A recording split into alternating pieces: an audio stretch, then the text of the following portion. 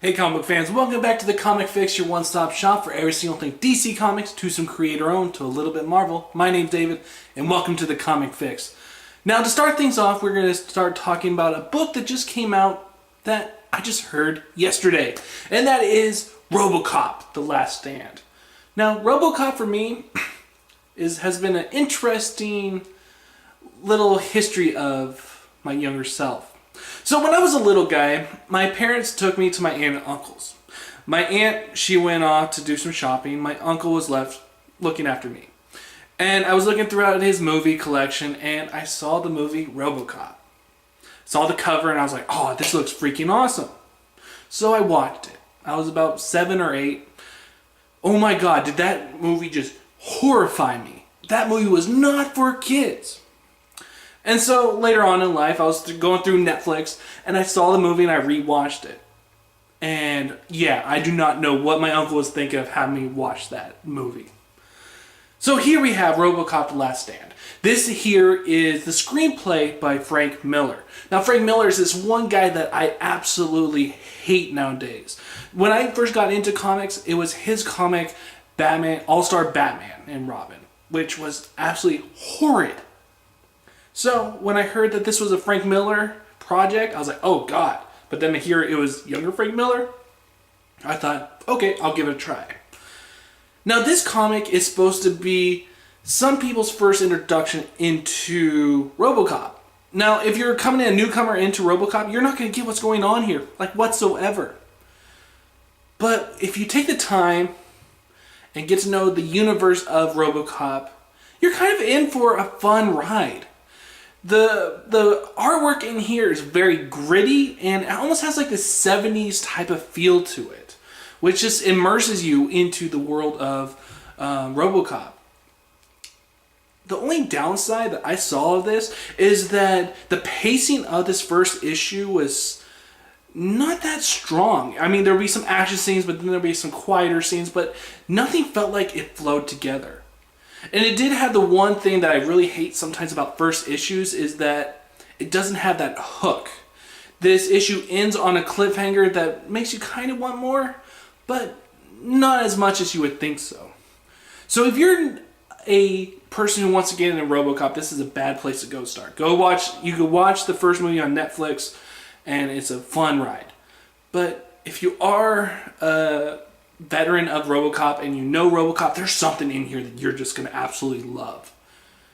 And just be warned, kids, this book and this whole entire movie series, it could just screw you up. So make sure if you have a young guy, don't let him watch it.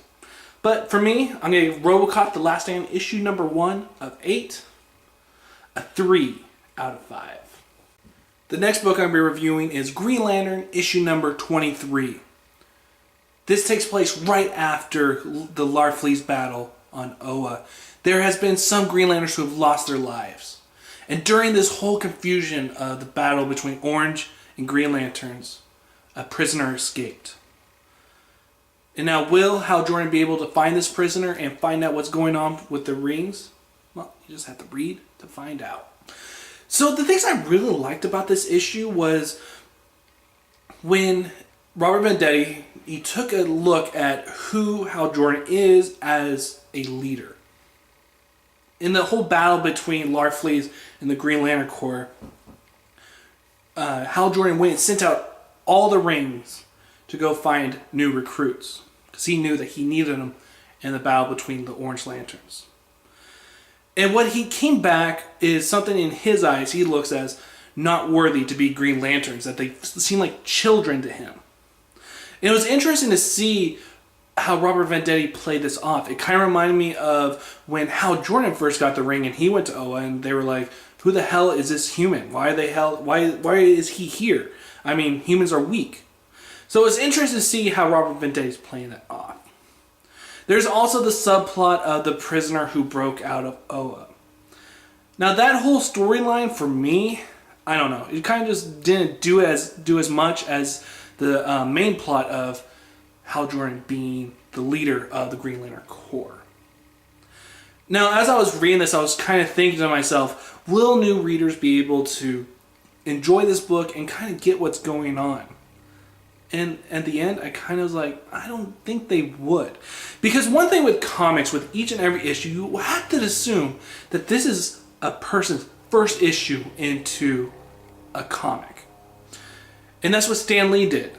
And in here, I just felt like if a new reader would have came on, they would be quite lost about what's going on. So with that, I'm going to be giving Green Lantern issue number 23 a 3 out of 5. Now in comics, there's one thing that we all love to do is sometimes hate on writers. But there's one writer who all of us comic fans can never hate on. And that is Jeff Lemire. From his Animal Man to Sweet Tooth to Justice League Dark. There has been so much good stuff he has done. He's not done anything bad. And so coming into this week, there was one book that is all Jeff Lemire. And that is Trillium issue number 1. Now this book is written and art by him. So this is all him. And goddamn is this book amazing. Now, as I was reading it, I was like, how am I going to review this? How much do I want to tell you guys about the story? So, I'm not going to ruin anything about this book. All I'm going to tell you is that this book is freaking amazing. Okay? Now, there's some things that you can do in comics that you can't do anywhere else. Like, one of my favorite issues of Scott Snyder's Batman run, I think was issue number 5, where Batman, he started to go crazy and the book started to turn all around and you were just going crazy with Batman. And I think Jeff Lemire saw this and thought, I will do something of this as my own. So we have 2 stories in here.